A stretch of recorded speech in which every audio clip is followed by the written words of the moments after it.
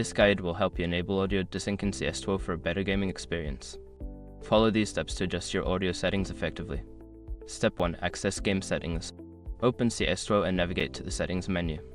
Look for the audio settings section where you can adjust various sound options. Step 2. Adjust audio output. In the audio settings, select your preferred audio output device. Ensure that it is correctly set to the device you want to use, such as headphones or speakers. Step 3. Enable audio desync. Look for an option labeled audio desync or similar. Toggle this option to enable it, which will allow you to adjust the audio delay settings. Step 4. Set audio delay. Once audio desync is enabled, you can adjust the audio delay slider. Move the slider to find the optimal delay that matches your gameplay experience. Step 5. Save and test settings. After making your adjustments, save the settings and return to the game.